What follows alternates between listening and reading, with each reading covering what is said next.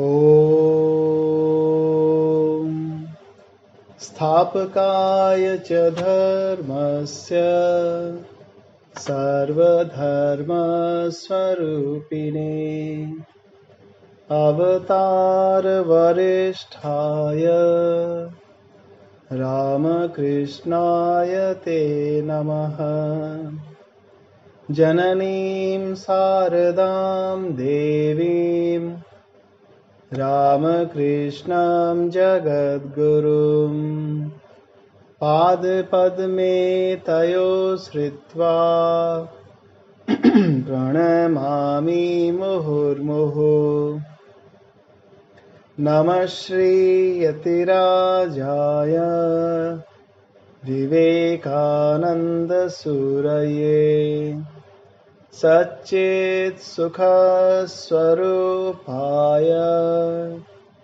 स्वामिने तापहारिणे।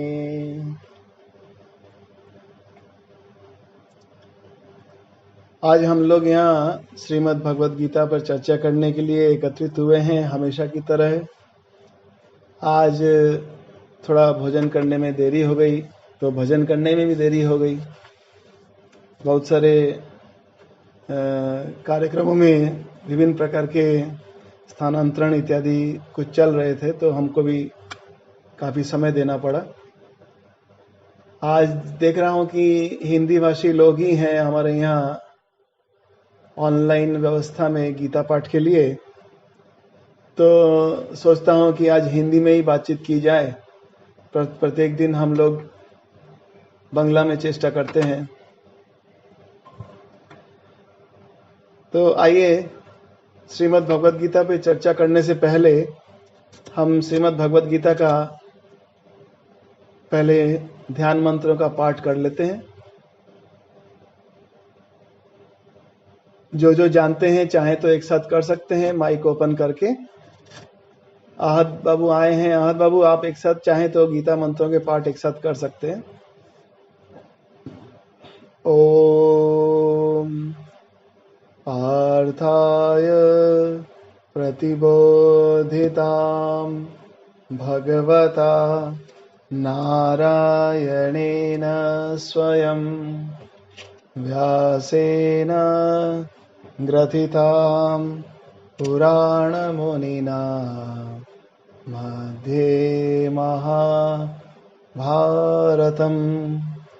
अद्वैतामृतवर्षिणीं भगवतीम् अष्टादशाध्यायिनीम् अम्ब त्वाम् अनुसन्दधामि भगवद्गीते भवद्वेषिणीम्।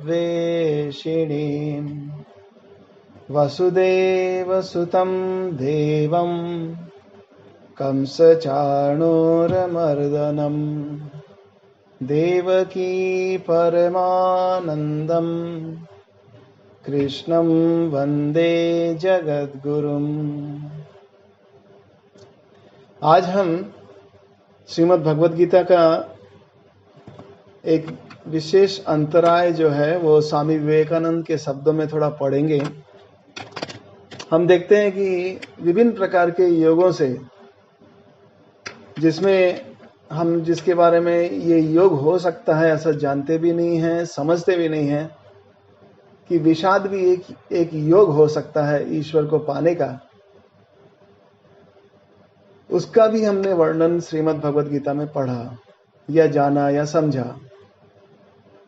हम लोग स्वामी विवेकानंद के द्वारा जिन योग के बारे में हम चर्चा विशेष प्रकार से हम देखते हैं, वे हैं योग के 4 मार्ग, 4 योग। उनके एक प्रवचन में उन्होंने इन चारों योगों को विशेष प्रकार से छोटे छोटे अंतराय से, छोटे छोटे परिभाषा से उन्होंने समझाया है। ये उनका जो प्रवचन है उसका शीर्षक है योग के 4 मार्ग, जो कि विवेकानंद साहित्य, हिंदी विवेकानंद साहित्य के 7वें खंड में है। और जिनके पास ये पुस्तक है वे देख सकते हैं इसकी पृष्ठ संख्या है 319। स्वामी जी के ही इस प्रवचन का पाठ किया जाए तो जरूर बीच बीच में हम चर्चा करेंगे। स्वामी जी का है, स्वामी जी लिखते हैं योग के 4 मार्ग।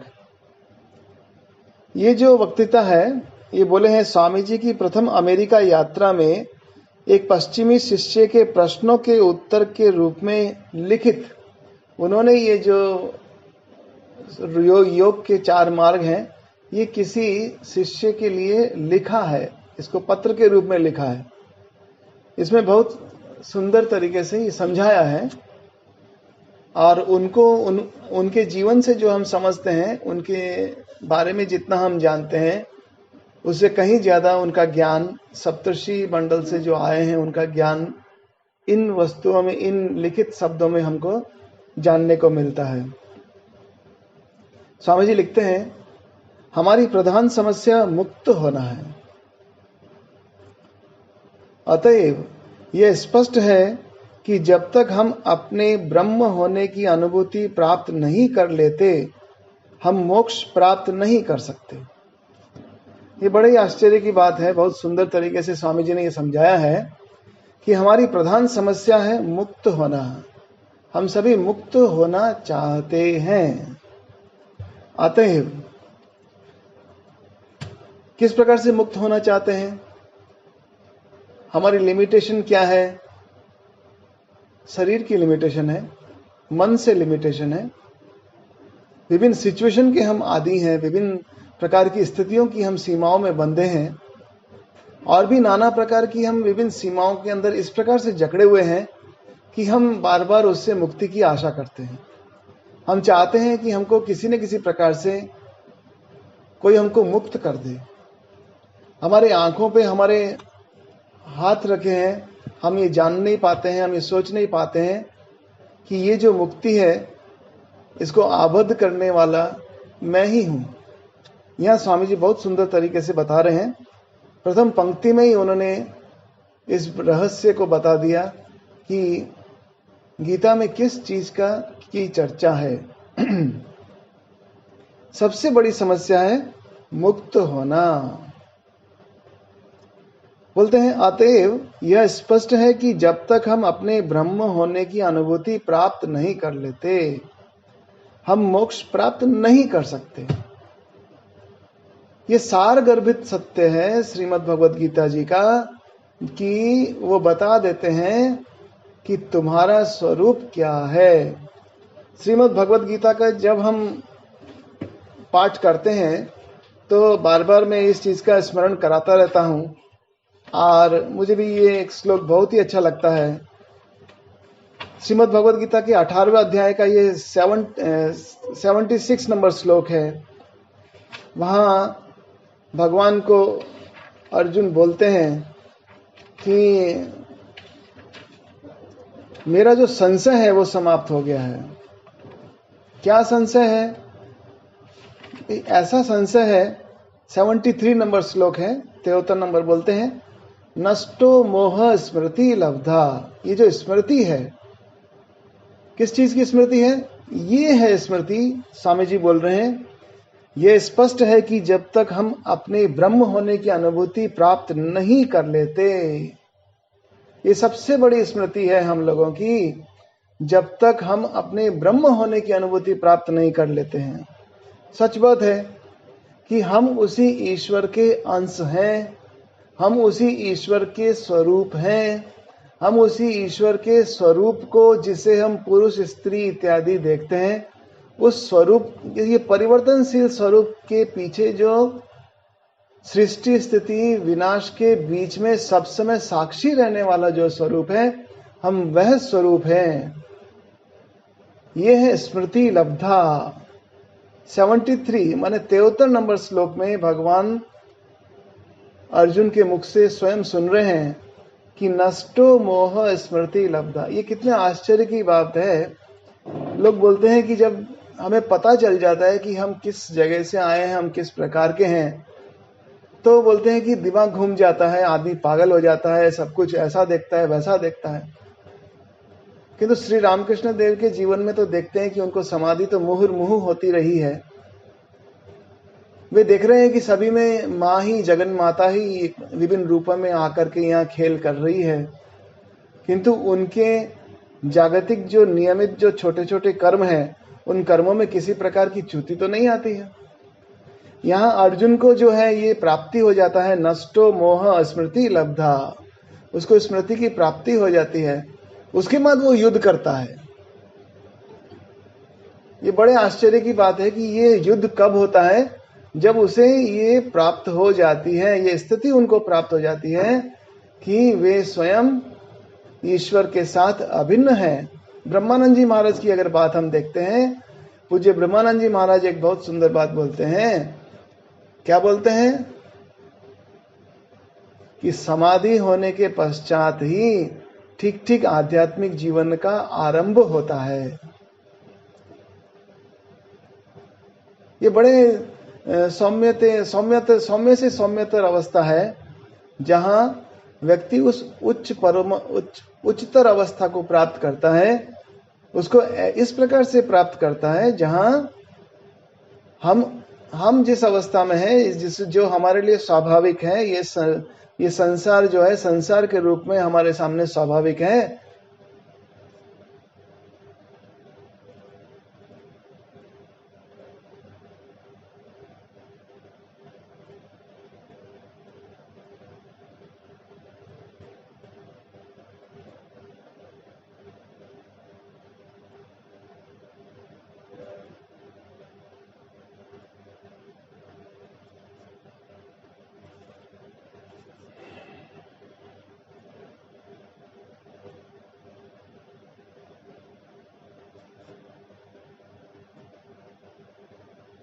तो ये संसार जहां मेरे लिए स्वाभाविक है, वहीं जो समाधिवान व्यक्ति है उसके लिए ईश्वर की अनुभूति स्वाभाविक है, और उसी को बोलते हैं स्मृति लब्धा।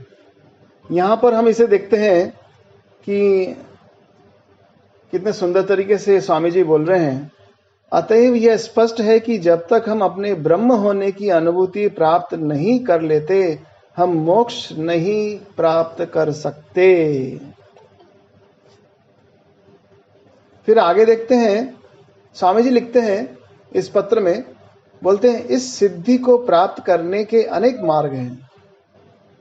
इसको सिद्धि बोलते हैं, या समाधि बोलते हैं, या कहें तो योग की उच्च अवस्था बोलते हैं, या पूर्णत्व ज्ञान बोलते हैं, या अगर हम कहें तो गीता जी का अध्ययन करेंगे तो द्वितीय अध्याय में इसे स्थित प्रज्ञ की बात बोलते हैं।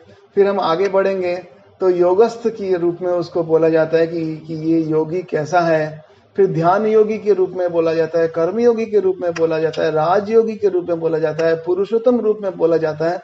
तो ये एक जो ज्ञान है वे विभिन्न प्रकार से, विभिन्न शब्दावलियों के बीच में से होता हुआ, विभिन्न प्रकार के भंगिमाओं के साथ उसको व्याख्यान किया गया, उसको बताया गया, उसको समझाया गया। तो स्वामी जी यहाँ बोल रहे हैं कि हम सिद्धि, ये जो सिद्धि की बात कर रहे हैं, ये वही सिद्धि है जिस सिद्धि को निष्कर्म्य सिद्धि बोल रहे हैं, जिस सिद्धि को ज्ञान और विज्ञान के बाद परे जाने की बात कर रहे हैं, जिस सिद्धि को हम स्थित प्रज्ञ होने की बात कर रहे हैं, जिस सिद्धि को ज्ञानी पुरुष की तत्व की बात कर रहे हैं। तो वो बोल रहे हैं इस सिद्धि को प्राप्त करने के अनेक मार्ग हैं। श्री रामकृष्ण देव की बात हम जानते हैं कि भाई जतो मत ततो पथ, जितने मत हैं उतने रास्ते हैं, उतने पथ हैं। अब इसमें अगर आगे बढ़ते हैं, श्री स्वामी विवेकानंद यहाँ बोल रहे हैं इन पद्धतियों का जातीय नाम योग है। ये जो पद्धतियां हैं इसको योग बोला गया है। योग का अर्थ है जोड़ना, अपने को अपनी वास्तविकता के साथ जोड़ना। वास्तविकता क्या है? वास्तविकता है, स्वामी जी बोल रहे हैं, अपने ब्रह्म होने की। ब्रह्म का मतलब हम बोल सकते हैं अपने ईश्वर स्वरूप होने का हमको ज्ञान हो जाए। अपने ब्रह्म होने की अनुभूति प्राप्त कर लेने को ही यहाँ सिद्धि बोला गया है। और जिस प्रकार से जतो मत माने जिसने सिद्धि बोला ये भी मत है। किसी ने इसको बोला है कि ये योग की योगस्थ स्थिति है, तो वो भी एक सिद्धि है। कोई बोलते हैं कि ये ज्ञान की स्थिति है, तो वो भी एक सिद्धि है। इसका अर्थ है जितने मत हैं, इस स्थिति को लेकर के जितने मत हैं उतने ही पथ हैं, माने उतनी ही पद्धतियां हैं, स्वामी जी बोल रहे हैं। और इन पद्धतियों का नाम है योग। योग का अर्थ जोड़ देना। बोलते हैं विविध वर्गों में विभक्त इन योगों को मुख्यतः 4 में वर्गीकृत किया जा सकता है। बोलते हैं 4 प्रकार से हम इन योगों को समझा सकते हैं या समझ सकते हैं।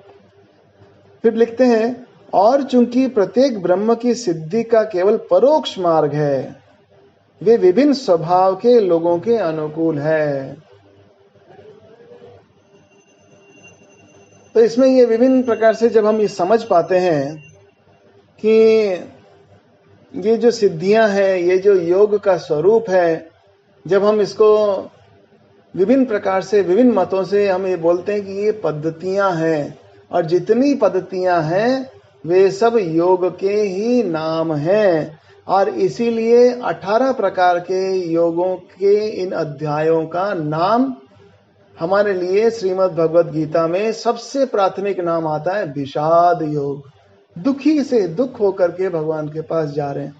और ज्यादातर हो सकता है 99.999 लोगों की व्यवस्था यही है कि जब घर में मन में जब विषाद आता है तभी हम लोग ईश्वर को पाने की इच्छा करते हैं। तो ये है हम लोगों के जीवन की विशेष पद्धति। आगे बढ़ते हैं। स्वामी जी बोलते हैं, और चूंकि प्रत्येक ब्रह्म की सिद्धि का केवल परोक्ष मार्ग है, और ये प्रत्येक व्यक्ति विभिन्न प्रकार से विभिन्न रूपों के जो विभिन्न स्थानों के व्यक्तियों के अनुरूप ये पद्धतियां लोगों ने अपनाई है, और ये विभिन्न धर्मों के नाम से प्रचलित हो गया है। बोलते हैं ये स्मरण रखना चाहिए कि मिथ्या मनुष्य वास्तविक मनुष्य या ब्रह्म नहीं हो जाता। अब यहाँ पे एक बहुत अच्छी बात बताई है कि हम लोगों को होना क्या है।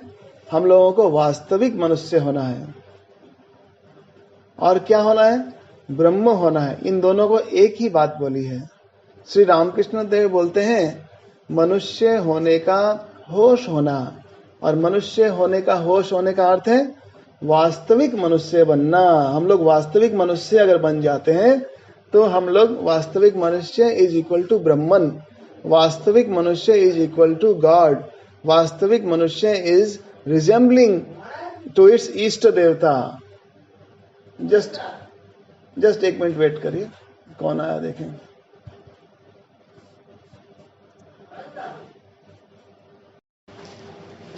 यहाँ हम लोग क्या बात कर रहे थे कि हम लोगों को वास्तविक मनुष्य बनना है, और ये वास्तविक मनुष्य होने का जो काम है, कैसे होता है वास्तविक मनुष्य, वो ही हम श्रीमद् भगवद गीता में समझेंगे, जानेंगे, पढ़ेंगे। आगे बोलते हैं, ब्रह्म को लेकर होने जैसा कुछ नहीं होता। उफ, ये कितनी सुंदर बात है। ब्रह्म को लेकर होने जैसा कुछ नहीं होता। जहाँ हम बोलते हैं कि हम लोग ब्रह्म हो जाएंगे, हम लोग ईश्वर बन जाएंगे, या हम लोगों को ईश्वर अनुभूति हो जाएगी, तो स्वामी जी बोल रहे हैं ऐसा कुछ नहीं है कि हम लोग होने जैसा कुछ हो जाए, क्योंकि वो तो है ही, उसके लिए कुछ होना नहीं पड़ता, वो तो है ही। आगे बढ़ते हैं। वह सदा मुक्त सदा पूर्ण है, केवल उस अविद्या को दूर करना है। यह है कि जैसे कान को हम ऐसे ना पकड़ के ऐसे पकड़ लें, ये घुमा करके हम अपने कान को यहाँ से पकड़ लें, तो बात तो एक ही है। तो यही बात यहाँ पे आ रही है। स्वामी जी बोल रहे हैं कि जो ब्रह्मन है, या जो जिसको हम वास्तविक पुरुष के नाम से जानते हैं, बोलते हैं वह सदा मुक्त है, सदा पूर्ण है, केवल उस अविद्या को दूर करना है जिसने संप्रति उसके स्वरूप को आच्छन्न कर रखा है। ये वेदांत सार से अगर हम पढ़ते हैं तो उसमें बोले हैं हिप्नोटाइजेशन। हम लोग इस सम्मोहन में फंसे हैं कि ये सब तरफ जो प्रपंच है, कोई बोलता है ये पंच तत्व है, कोई बोलता है ये मन के खेल हैं, कोई और भी किसी प्रकार से माया का रूप लेकर के उसको समझाना चाहता है। तो ये विभिन्न प्रकार के जो प्रपंचों में हम लोग फंसकर उसको माइनस प्लस कर रहे हैं। तो स्वामी जी ये बहुत सुंदर तरीके से समझा रहे हैं कि वह सदा मुक्त, सदा पूर्ण, केवल हमें करना क्या है, उस अविद्या को दूर करना है, हमें उस सम्मोहन को हटाना है। हम उस सम्मोहन की शक्ति को अगर हटा देते हैं तो हम स्वयं मुक्त हैं, पूर्ण हैं, पूर्णात पूर्ण, एकदम पूर्ण है। इसीलिए तो वेदों में जो पाठ आता है वो बहुत सुंदर इसी प्रकार से किया जाता है। जो पूर्ण है, तुम पूर्ण से पूर्ण को निकाल कर फिर पूर्ण में पूर्ण को जोड़कर तुम किस पूर्ण को पाओगे, वो समानांतर, वो एक पूर्ण ही रह जाता है, कुछ और तो नहीं बचता है। पूर्ण से पूर्ण को निकाल के पूर्ण ही तो रहेगा। When everything is filled up, तो फिल्ड अप में से क्या निकालोगे तुम? Everything is filled up, everything is filled up, निकालोगे कहाँ और रखोगे कहाँ? Everything is filled. तो वही बात है, वह सदा मुक्त है, सदा पूर्ण है, केवल उस अविद्या को दूर करना है, केवल पर्दे को हटा देना है। श्री रामकृष्ण देव बोलते हैं, गमछा है ना, गमछा तुम्हारे और मेरे बीच में जो गमछा है, इस गमछे को हटाने से तुम मुझे देख पाओगे। मैं तो उधर हूं ही, मैं तो सब समय इधर ही हूं, मैं तो तुम्हारा दोस्त होके सब समय तुम्हारे पास हूं। मोको कहाँ ढूंढे रे बंदे, ये वाली बात यहाँ आ जाती है। स्वामी जी बोल रहे हैं वह सदा मुक्त, सदा पूर्ण है, केवल उस अविद्या को दूर करना, उस गमछे को हटा देना है, उससे उस अड़चन को हटा देना है। स्वामी जी ने यही बात शिक्षा के विषय में भी बोली है कि जब किसी बच्चे का हम शिक्षा के बारे में अगर हम चिंतन करते हैं, उसको क्या करना चाहिए, कैसे करना चाहिए, तो वो बोलते हैं कि उसके जो ऑब्स्ट्रक्शन है उसको हटा दो, बच्चा अपने आप पढ़ लेगा, बच्चा अपने आप समझ लेगा कि उसको क्या जानना है। सिर्फ उसके व्यवधानों को हटा दो, ऐसा शिक्षक वहाँ होना चाहिए जो अपने जो संतान स्वरूप जो वहाँ उसके जो शिष्य हैं उसकी असुविधा को समझ के उसको सिर्फ उसको सहारा दे डालते, बाकी काम अपने आप हो जाता है, क्योंकि वो तो सदा से पूर्ण है, ज्ञान का स्वरूप ही है।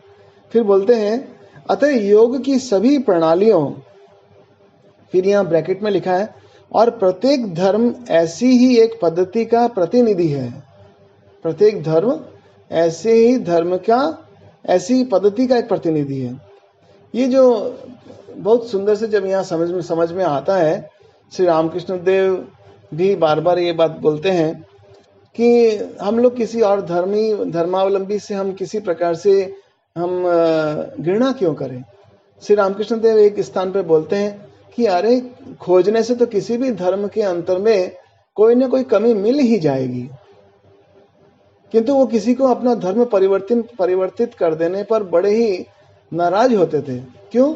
ऐसा करना उसके अपने पथ के लिए ठीक नहीं है, क्योंकि प्रत्येक धर्म में कहीं ना कहीं किसी न किसी कोई हम कमी देख के बता सकते हैं। क्यों? आज के जमाने में हो सकता है कुछ ऐसे रिचुअल्स हैं जो पुराने जमाने में चलते थे और आज हम इसको एक्सेप्ट नहीं कर पा रहे हैं, तो हमारा भी मानसिक स्तर उन्नत होता जा रहा है। और वही बात यहाँ बोल रहे हैं कि प्रत्येक धर्म ऐसी ही एक पद्धति का परिचायक है, प्रतिनिधि है। तो वही बोलते हैं अतः योग की सभी प्रणालियों का लक्ष्य इस अविद्या को हटाना और आत्मा को अपने स्वरूप की पुनः स्थापना करने देना है। इसमें कोई भी एक भी शब्द ऐसा नहीं है स्वामी जी ने जहां उसके बारे में विषय से हट के कुछ अगर बात की हो। विषय उनका सब समय आत्म तत्व ही रहा है। वो आप उनके किसी भी अगर प्रवचन को लेकर के बैठते हैं, देखेंगे कि वो धीरे धीरे आगे बढ़ते बढ़ते आत्म तत्व की तरफ चले जाते हैं।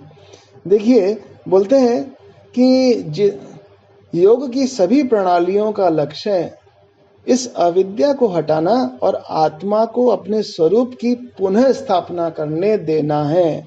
माने पुनः स्थापना करना नहीं है, पुनः स्थापना करने देना है, क्योंकि वो ऑलरेडी वहां है, उसको अवरोध कर दिया गया है, वो तो ऑलरेडी वहां है। हम लोग बोलते हैं ना कि यदा यदा ही धर्मस्य ग्लानिर्भवति भारत अभ्युत्थानम अधर्मस्य तदात्मानं सृजाम्यहम्। ये बड़े आश्चर्य से हम देखते हैं कि धर्म की ग्लानि कैसे हो सकती है। धर्म तो सब समय ज्योति ज्योति स्वरूप है, वो ग्लानि कैसे हो सकती है? ग्लानि हो ही नहीं सकती है। किंतु धर्म को समझने में, पद्धतियों को जानने में, उसके पालन करने वाले लोगों में ग्लानि होती है। धर्म तो वो पूर्ण है, सदा से वहां मुक्त है, ब्रह्म स्वरूप है, उसमें किसी प्रकार की ग्लानि हो ही नहीं सकती। यही बात स्वामी जी यहाँ बहुत सुंदर तरीके से समझा रहे हैं। फिर बोलते हैं, इस मोक्ष में प्रमुख सहायक अभ्यास और वैराग्य है। ये बहुत अच्छी बात जो है स्वामी जी ने इसकी प्राथमिकता में ही रख दी कि इस मोक्ष में प्रमुख सहायक कौन क्या है? अभ्यास और वैराग्य। ये किसको बोला गया? ये अर्जुन को बोला गया था। अर्जुन को बोला गया माने मुझे बोला गया, मुझे बोला गया, या माने जो भी सुन रहा है उसे बोला गया। क्या है? अभ्यास करते जाओ, रुको नहीं। स्वामी जी बोले 1000 बार विफल हो जाने पर भी फिर से एक बार तुम खड़े हो जाओ, फिर से तुम एक बार प्रयास करो। ये प्रयास नहीं छोड़ना है। जैसे जैसे तुम अपने पैटर्न्स को चेंज करोगे, जैसे जैसे तुमने आज जिस प्रकार से सफलता हासिल की है, फिर से आगे बढ़ो, उसी जगह से तुम आगे बढ़ो। और अगर मान लो असफल हो गए हो तो असफलता की चिंता न करके अपने माइंड में ऐसा अफर्मेशन देना है कि मेरा लक्ष्य तो उस चोटी पर पहुंचना है। ये लक्ष्य जब निर्धारित है तो हमें अभ्यास करने में कोई रोक नहीं सकता। क्यों? जितना अभ्यास करेंगे वहां पर वैराग्य अपने आप आ जाएगा। अगर किसी को अभ्यास करना हम देखते हैं क्रिकेट खेलने के लिए है, तो अपने आप से दूसरे सब स्पोर्ट्स से उसका वैराग्य हो आता है। वो क्रिकेट में स्पेशलाइजेशन करने के लिए रात दिन उसी प्रकार की एक्टिविटी में लगा रहता है। तो वही बात है कि अभ्यासेन तो कौन्तेय वैराग्येन च गृह्यते। ये जो है अर्जुन को भगवान बोल रहे हैं, तुम अभ्यास कर बच्चे, अभ्यास कर। बोलते हैं इस मोक्ष में प्रमुख सहायक है अभ्यास और वैराग्य। फिर बोलते हैं वैराग्य जीवन से अनासक्त होना है, क्योंकि भोग की इच्छा ही अपने साथ बंधनों को लाती है। और अभ्यास योगों में से किसी एक की सतत साधना है। अभ्यास योगों में से किसी एक की सतत साधना है। क्या एक की सतत साधना है? या तो तुम भोगों की इच्छा कर लो, या उन भोगों की इच्छा से तुम अनासक्ति का तुम अभ्यास कर लो, बंधनों से मुक्ति अपने आप हो जाएगी। क्योंकि भोग की इच्छा में भोग को भोगना भी एक अभ्यास है। अगर हमें भोगों को भोगने से मिलने वाली जो स्मृति है, सुख की स्मृति, या जिसको हम सुख बोलते हैं, उसकी स्मृति ना हो तो हम फिर से निरंतर सुख भोगने की इच्छा या लालसा ही नहीं पैदा करते। किंतु वो सुख भोगने की लालसा या इच्छा के कारण ही आसक्ति जन्मती है, और ये आसक्ति ही जो है उससे अनासक्त होने का नाम वैराग्य है। ये स्वामी जी ने अपने इस प्राथमिक में, जब हम वो बाकी के 4 योग समझाने जा रहे हैं, उससे पहले उन्होंने जो ये छोटा सा लिखा है, उससे ये समझ में आ जाता है कि आखिर श्रीमद् भगवत गीता क्या बताना चाहती है। हम जब श्री रामकृष्ण देव के जीवन में देखते हैं तो गीता के लिए वो बार बार बोलते हैं। गीता को अगर बार बार एक साथ बोलो, गीता गीता गीता गीता गीता गीता गीता गीता, तो क्या आता है? त्यागी। व्यक्ति को त्यागी बनना पड़ता है। अगर अच्छा भोगी बनना भी है तो कहीं न कहीं उसे त्याग करना पड़ता है। तो भोग ही करना है तो मुझे ईश्वरानुभूति का भोग करना चाहिए। कारण कि ये जो ईश्वरानुभूति है वो सभी भोगों को निष्क्रिय कर डालती है, क्योंकि वो सदा स्वयं में पूर्ण है और भोग के लिए किसी और वस्तु की आवश्यकता ही नहीं है। जो पूर्ण है उसके लिए और क्या आवश्यकता रह जाए? वो पूर्ण तो सदा से पूर्ण है। उसे किसी के लिए, भोग के लिए, किसी के पीछे में, किसी वस्तु के पीछे में भागने की आवश्यकता ही नहीं रह जाती है। तो इसलिए स्वामी जी यहाँ बोल रहे हैं कि अभ्यास योगों में से किसी एक की सतत साधना है। सतत साधना किसी एक की क्या है? या तो श्रेय है या प्रेय है। श्रेय का अर्थ क्या है? जिससे मुझे उस परम तत्व की प्राप्ति होती है। किंतु प्राप्ति किसकी होगी? वो तो प्राप्ति, वो तो प्राप्त है ही, उसी की प्राप्ति। मुझे पता नहीं है, बच्चे को पता नहीं है कि वो जो है बड़ी संपत्ति का मालिक है, उसको पता ही नहीं है। वो छोटी से छोटी वस्तु के लिए इधर उधर घूम रहा है, कभी किसी को पूछ रहा है, कभी किसी को पूछ रहा है। किंतु जब उसे पता चलता है कि इसके लिए उसे भागने की आवश्यकता है ही नहीं, वो तो स्वयं मालिक है, वो तो स्वयं ईश्वर की संतान है, तो वो कहाँ भागेगा? वो तो सब तरफ उसी का ही स्वरूप देख रहा है, उसी को ही अनुभव कर रहा है, चाहे वो सुख है चाहे वो दुख है। वेदांत की पराकाष्ठा यही आती है कि हम सुख और दुख के पार चले जाते हैं, हम सुख और दुख के पार की भाषा को समझने लगते हैं। ये है वेदांत। और इसी वेदांत के रहस्य को जानने के लिए, उसके प्रतिपादन को अच्छे से समझने के लिए स्वामी जी ने बोला है, श्रीमद् भगवद गीता में बहुत सारे जो पद्धतियां हैं उन पद्धतियों का अनुमोदन किया गया है। इन सब पद्धतियों को विशेष प्रकार से 4 भागों में बांटा जा सकता है। और ये 4 भाग कौन कौन से हैं? बोलते हैं कर्मयोग, उसके बाद उन्होंने बोला दूसरा है भक्ति योग, तीसरा उन्होंने बोला है ये राजयोग है, और चौथा है ज्ञान योग। तो प्रथम जो है कर्मयोग, कर्मयोग पर स्वामी जी ने बहुत बल दिया है। उसमें राजसिक भाव आता है, कर्म करने की शक्ति के साथ साथ हमको हमारे मन में तन में एक स्फूर्ति का भाव आता है, एक लक्ष्य का भाव आता है, एक डेडलाइन की स्थिति हम समझते हैं कि इतनी तारीख तक हमें ये काम करना है, हमें इतना लक्ष्य पाना ही है।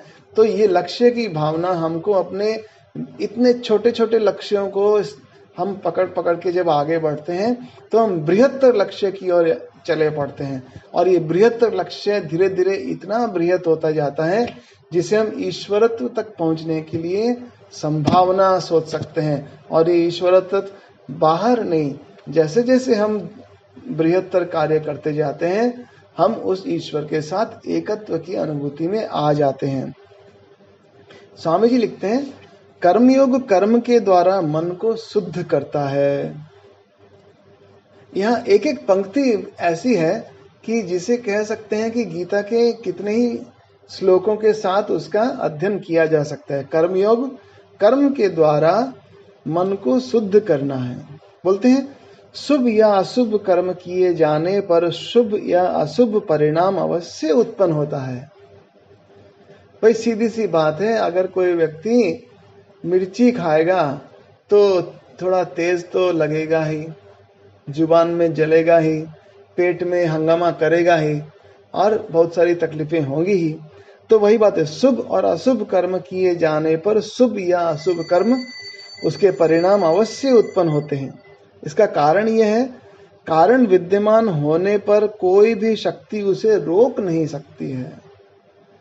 अगर कहीं पे किसी प्रकार के वायरस की उपस्थिति है तो उसकी उपस्थिति से रोग निश्चित है। अभी उस रोग के प्रति रोग प्रतिरोधक क्षमता को हमें बढ़ाना पड़ेगा, और वही बढ़ाने का नाम है सम्मोहन को नष्ट करना। तो ये रोग प्रतिरोधक क्षमता जो है हमारी अम्ब त्वाम अनुसंग, गीता जी हमारे अंतर में इस संसार को संसार समझने का जो हमको रोग लगा है वो रोग मिटा करके इस संसार को ईश्वर में समझने की हमारी रोग प्रतिरोधक क्षमता को बढ़ा देती है। और वही काम जो है कर्मयोग के द्वारा भी किया जा रहा है। स्वामी जी बोल रहे हैं, शुभ या अशुभ कर्म किए जाने पर शुभ या अशुभ परिणाम अवश्य उत्पन्न होता है। कारण विद्यमान होने पर कोई भी शक्ति उसे रोक नहीं सकती। बोलते हैं, अतएव जब तक शुभ कार्य शुभ कर्म और अशुभ कार्य अशुभ कर्म उत्पन्न करते रहेंगे, कभी भी मोक्ष प्राप्त कर सकने की आशा से रहित आत्मा शाश्वत बंधनों में पड़ी रहेगी। ये बड़े आश्चर्य की बात है। ये वही बात यहाँ आ जाती है, जायसी चित कर्मण हस्ते। तो जो बोल रहे हैं भगवान को, अर्जुन बोल रहे हैं कि 3रे अध्याय में, तुम भाई मेरे को कर्म में काय को लगा रहे हो? इधर तो बोल रहे हो कि कर्म का त्याग करो, और इधर में तुम कर्म करने के लिए लगा रहे हो। इधर में ज्ञान की बात कर रहे हो तो तुम ज्ञान को अवॉइड करके तुम कर्म में क्यों जा रहे हो? तो अगर मान लो उस प्रकार के विषय को अगर हम समझना चाहें, कर्मयोग की बातों को समझना चाहें, तो सबसे बड़ी बात यहाँ आती है। स्वामी जी बोलते हैं कि हम अगर कर्मों के कर्ता होने का जो भान है, इसे अगर हम त्याग कर देते हैं तो उनके शुभ और अशुभ कर्म हमें बंधन में नहीं डालेंगे। द डूअर जो एजेंसी है, अगर हम इस एजेंसी को छोड़ देते हैं कि मैं ये डूअर हूं, मैं ये करने वाला हूं, तो अपने आप से ये सब होने वाला हो जाता है। ये मैं करने वाला का जगह स्थान जो है होने वाला होने से उसका कोई भी कर्म का कोई भी फल हमको लगेगा ही नहीं। हमको फल पाने की इच्छा थी ही नहीं, हम फल पाने के लिए हमने काम किया ही नहीं, हमने ये काम कर्तव्य रूप से किया। और श्रीमद् भगवत गीता में सब समय कर्तव्य कर्म को करने के लिए ही कहा है। उन्होंने ये नहीं कहा कि तुम युद्ध करने के लिए यहाँ आए हो, युद्ध करो, ये करो और वो करो। उन्होंने बता दिया, श्री कृष्ण ने अर्जुन को बता दिया कि तुम्हारा कर्तव्य कर्म क्या है, इस कर्तव्य कर्म को तुम्हें करना है। क्यों? अगर मैं कर्म को अपने डूअरशिप में करता हूँ, अगर मैं कर्ता होकर करता हूँ, तो उसका सुख और दुख दोनों ही मुझे ही भोगना पड़ेगा। जब सुख मिलता है तो मैं बोलूं वाह क्या मजेदार कोल्ड ड्रिंक्स मिला, और जब दुख मिलता है तो डॉक्टर बोलेगा स्वामी जी आपने कोल्ड ड्रिंक्स पिया था इसलिए पेट में बदहजमी हो गई। बड़े आश्चर्य की बात है। तो एक ही वस्तु मुझे सुख भी दे सकती है, एक ही वस्तु मुझे दुख भी दे सकती है। अपनी संतान जब बहुत अच्छे से आनंद करती है, बहुत कुछ किलकारी करती है, घर में बच्चा खेलता है तो सभी को अच्छा लगता है। किंतु जब मानो बच्चा किसी न किसी प्रकार से माता पिता के ऊपर अगर वो किसी प्रकार से आक्रमण करता है या कहीं से गाली सीख कर आता है और बच्चा घर में गाली बोलता है, तो वो दुख का कारण बनता है। तो दोनों ही विषय में हम अपने आप को अनासक्त भाव से अलग करके अगर कर्तव्य कर्म के हिसाब से आगे बढ़ते हैं तो हमें किसी भी प्रकार के फल को भोगना नहीं पड़ता। किंतु जो आवश्यक कर्म है उसे करने से अगर हम हिचक जाते हैं, अगर हम उससे दूर हो जाते हैं, छोटे संतान अगर गलती कर रहा है उसको बताने से दूर हो जाते हैं, उसके संस्कारों में अगर अच्छे संस्कारों की छाप देने से अगर हम वंचित हो जाते हैं, तो उसमें उस कर्तव्य कर्म को नहीं करने के कारण अशुभ कर्म का फल उसको भोगना पड़ेगा। ये बहुत सुंदर तरीके से स्वामी जी इसको आगे बोल रहे हैं कि अगर इस प्रकार से तुम कर्म करते ही रहे, उसके शुभ अशुभ फलों को तुम भोगते ही रहे, तो फिर ये मत आशा करो कि तुम साक्षी भाव की में जो आत्म तत्व है उसको तुम पहचान लोगे। ये आशा तुम छोड़ दो, क्योंकि हम देखते हैं उस समय फिर सिर्फ कर्मों के बंधन में हम पड़े हैं। हृदय ग्रंथि जो है इधर से उधर इतने गुच्छे में फंसी पड़ी है कि वो निकलती ही नहीं है। क्यों? क्योंकि एक गुच्छा खुलेगा नहीं, उससे पहले और 3-4 कर्मों की लड़ी यहाँ आके फंस गई और आके फंस गई। अभी खोलने वाला कौन है? खोलने वाला तो एक अवतार पुरुष ही होता है, जो अपने ज्ञान के खड़क के द्वारा उन सब गांठों को एकदम एक झटके में छिन्न कर देता है। और हम लोग क्या है कि उस सम्मोहन में ऐसे फंसे रहते हैं कि उस भूल भुलैया में इतने घूम जाते हैं, इतने उसमें गुम हो जाते हैं कि अब वापस निकलने का, उस चक्रव्यूह से बाहर निकलने का रास्ता हमें पता ही नहीं। और इसीलिए ये श्रीमद् भगवत गीता में स्वामी जी ने बताया, ये सब पद्धतियां यहाँ बताई गई हैं। इन पद्धतियों में से ये 4 पद्धतियां जो है विशेष प्रकार से एक कह सकते हैं सार है। ये सार कौन कौन सी पद्धतियां हैं? कर्म योग, ज्ञान योग, भक्ति योग और राजयोग। तो इसमें आगे बढ़ते हैं। कर्म केवल शरीर या मन से संबंधित है, आत्मा से नहीं। वह आत्मा के समक्ष एक पर्दा भर डाल देता है। अशुभ कर्म द्वारा डाला पर्दा अविद्या है, शुभ कर्म में नैतिक बल को पुष्ट करने की शक्ति है। इस प्रकार वह अनासक्ति को उत्पन्न करता है, अशुभ कर्म के प्रति प्रवृत्ति को नष्ट करता है और फल स्वरूप मन को निर्मल बनाता है। किंतु कर्म यदि मोक्ष की प्रेरणा से किया जाता है तो वह केवल इस भोग को उत्पन्न करता है, मन या चित्त को शुद्ध नहीं करता। अतएव समस्त कर्म उसके फलों को भोगने की इच्छा से नितांत मुक्त होकर किया जाना चाहिए। कर्म में हमारा कोई अधिकार नहीं है, बार बार जो है कर्म के फल में कोई अधिकार नहीं है। और जो कर्म करना है वो कर्तव्य कर्म के साथ करने से हमें मुक्ति पथ का अधिकार मिलेगा ही मिलेगा। और उसके अंतर्गत क्या मिलेगा? स्वामी जी बोलते हैं कि यह स्मरण रखना चाहिए कि मिथ्या मनुष्य वास्तविक मनुष्य या ब्रह्म नहीं हो जाता। अर्थात हम क्या बनेंगे? हम वास्तविक मनुष्य बनेंगे, हम ब्रह्म स्वरूप बनेंगे। ब्रह्मविद ब्रह्म आपनोति, जिसने ब्रह्म को जाना है माने अपने आप को जाना है, वह स्वयं क्या बन जाता है? वह अपने आप ही बन जाता है, वह आत्म तत्व ही बन जाता है। स्वामी जी बोलते हैं तुम इतने करोड़ों देवी देवताओं में विश्वास करते हो, तुम विदेशों से लाए हुए और भी बहुत सारे देवी देवताओं में विश्वास करते हो, किंतु तुम्हारी मुक्ति तब तक संभव नहीं है जब तक तुम अपने आप में विश्वास नहीं करते हो। जब मैं प्रथम बार इसको समझ के मैं ऐसे ही पढ़ता था तो भी मुझे बड़ा बल और साहस अनुभव होता था, किंतु और भी तात्विक स्तर पे जब समझने की कुछ क्षमता भगवान देते हैं तब लगता है कि वो बोल रहे हैं कि अरे कौन से ईश्वर की तुम बात कर रहे हो? तुम इन 33 करोड़ देवी देवताओं की बात कर रहे हो। तुम बाहर से और भी लाए हुए नए नए इंट्रोड्यूस कर दिए, नए नए प्रोडक्ट इंट्रोड्यूस कर दिया। वैसे बाहर के किसी और भी देश विदेश से लाए हुए और भी संत महात्माओं के बारे में मुझे समझ में आ गया, किंतु मैं उन सब में विश्वास करके भी मेरा कुछ होना नहीं है, क्योंकि जब तक मुझे अपने आप में विश्वास नहीं है तो कैसे होगा? कई बार देखने में आता है बहुत सारे लोग बोलते हैं स्वामी जी ऐसा होना चाहिए, ऐसा कर दीजिए, ऐसा कुछ तरीका बता दीजिए, ऐसा कुछ टोटका बता दीजिए जिससे ऐसा हो जाए और वैसा हो जाए। सब कुछ करने के बाद में भी ढाक के 3 पात वो वहीं का वही है। कारण उसका जो विश्वास है अपने आप में है ही नहीं, उसका विश्वास बाहर की वस्तुओं में लगा पड़ा है, तो वो कैसे उन्नति करेगा? वो कर भी नहीं सकता। ब्रह्म जब तक ये संसार की ये सृष्टि चक्र चल रहा है वो कैसे करेगा? क्यों? वो अपने आप में जो विश्वास नहीं कर, आत्मविश्वास नहीं है। और ये आत्म तत्व जो ये आत्म स्वरूप जो है, पूजनीय गहनानंद जी एक जगह लिखते हैं एक चिट्ठी में कि तुम्हारा मन जो बोल रहा है उसी को तुम गुरु की आवाज समझ के काम करो, तुम गुरु के ही उपदेश को वो मान करके चलो। अब ये बड़े आश्चर्य की बात हम कहते हैं कि हमारा मन तो इतना चंचल है, उसे हम गुरु की बात को कैसे करें? बात तो ठीक ही है। और ये स्वामी जी भी यहाँ बोल रहे हैं कि तुम अब सम्मोहन को हटाओ, वो तो वही है। गुरु जी तो यही बोल रहे हैं मैं तो वही हूँ। तुम अपने ही इस प्रकार की डूअरशिप को हटाओ, मैं तो वही हूँ।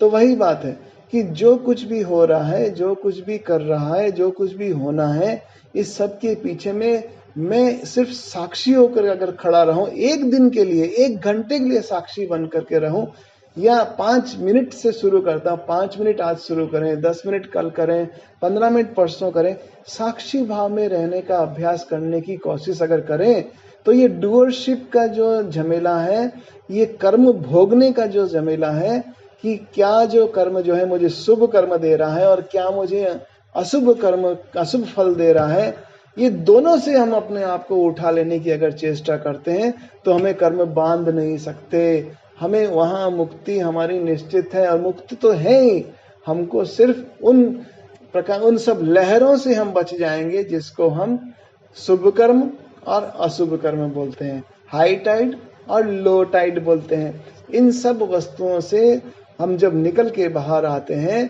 तो देखते हैं कि ये सब चीजें हो रही हैं, जा रही हैं, हो रही हैं, जा रही हैं, कुछ भी टिकने वाला नहीं है।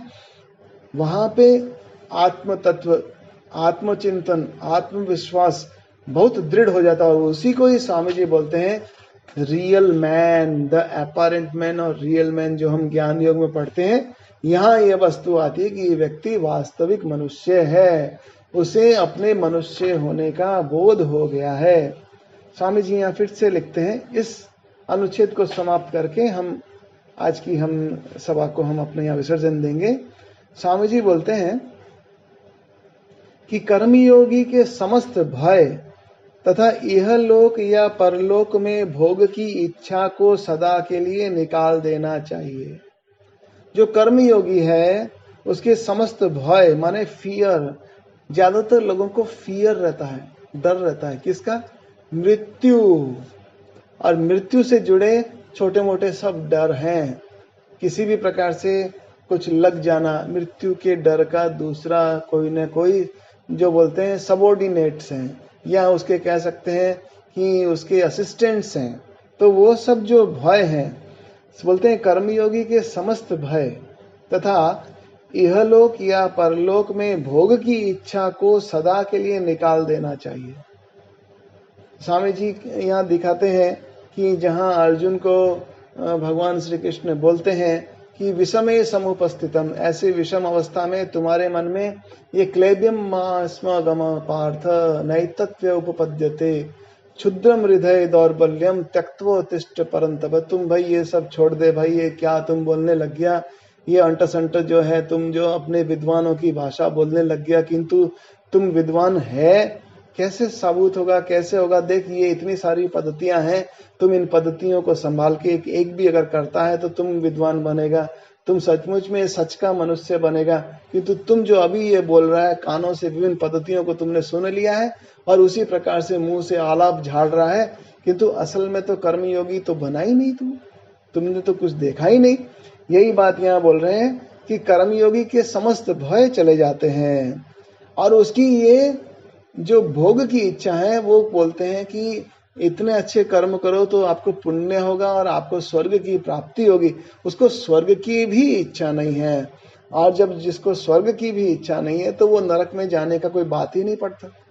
तो स्वर्ग और नरक इस प्रकार की जो कल्पनाएं बोले या इस प्रकार की भावनाएं बोले या इस प्रकार के कर्मों के अशुभ और शुभ कर्म बोले, उन दोनों से ही व्यक्ति जब पार चला जाता है या उस दोनों से व्यक्ति जब आगे की बात सोचता है, तब उसे ठीक ठीक कर्मयोगी कहा जाएगा। बोलते हैं इसके अतिरिक्त प्रतिदान की इच्छा से रहित यह कर्म स्वार्थपरता को नष्ट कर देगा। तो सारे बंधनों की जड़ है। अब यहाँ कई बार हम लोगों को ये सुनने में आता है, बहुत बार इस प्रश्न को हमें सुनना पड़ता है। बोलते हैं कि ये जब स्वार्थपरता ही नष्ट हो जाती है तो मैं किस चीज के लेकर मोटिवेशन पाऊंगा? ये मोटिवेशन ही नहीं रहेगा तो मैं कैसे कर्म कर पाऊंगा? मुझे तो और कुछ कर्म करने का कुछ आनंद ही नहीं रहेगा, क्योंकि मुझे तो कुछ मिल ही नहीं रहा है। मुझे न तो शुभ कर्म लेने की इच्छा रहेगी, मुझे न ही अशुभ कर्म लेने की इच्छा रहेगी, तो कर्म रहना ही कि कर्म करूंगा ही क्यों? बात तो ठीक ही है, लॉजिक तो बिल्कुल ठीक लगता है, किंतु स्वामी जी भी यहाँ बोल रहे हैं कि स्वार्थपरता को नष्ट करता है।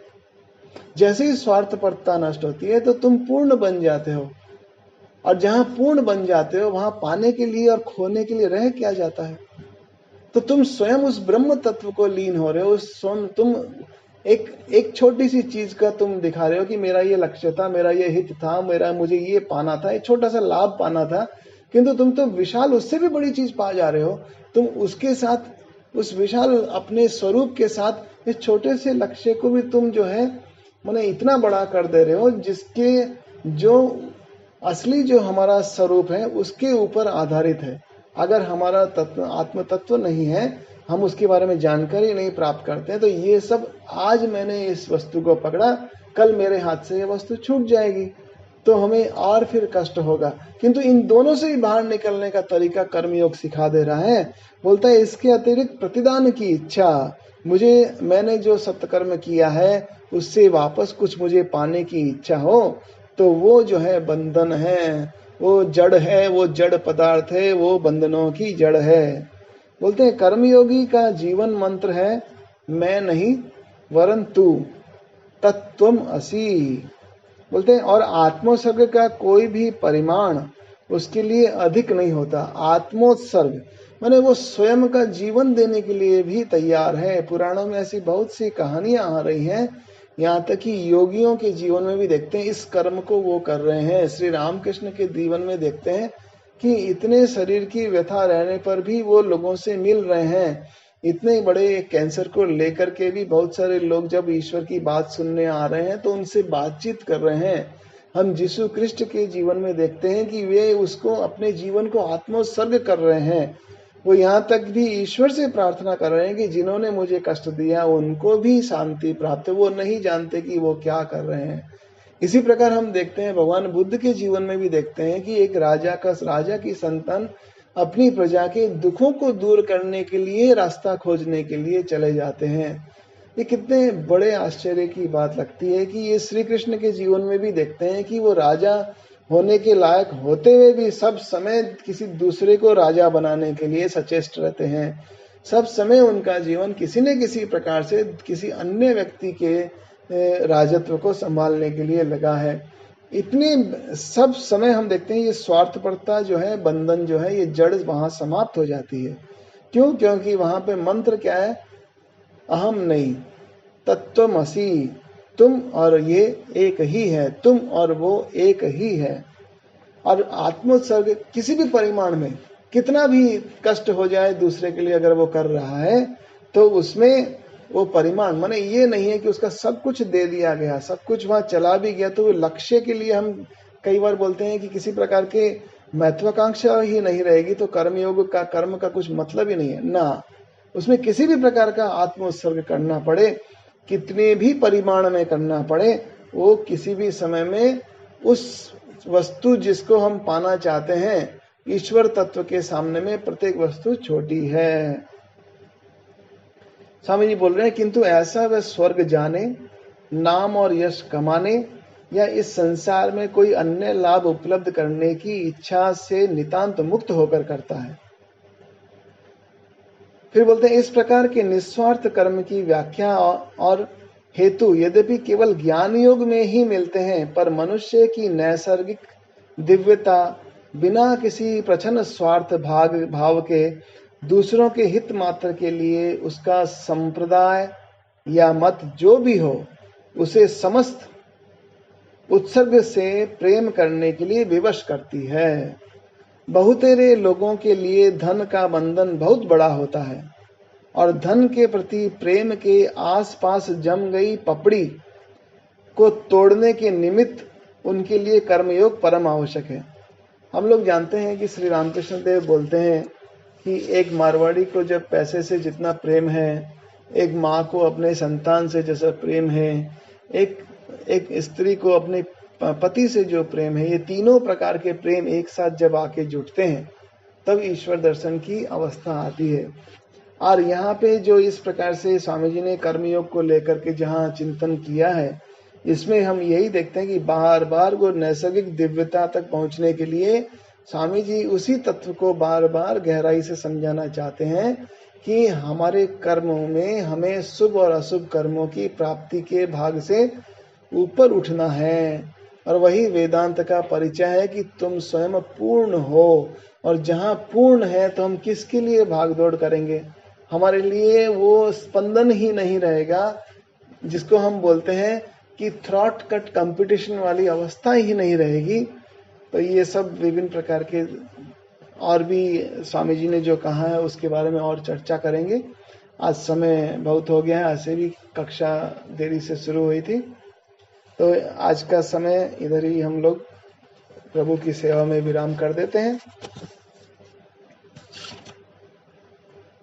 ओम मूकं करोति वाचालं पंगुं लंघयते गिरिं यत्कृपातमहं वन्दे परमानन्दमाधवम्। ओम शांति शांति शांतिः। हरि ओम तत्सत्। श्री राम कृष्णार्पणमस्तु।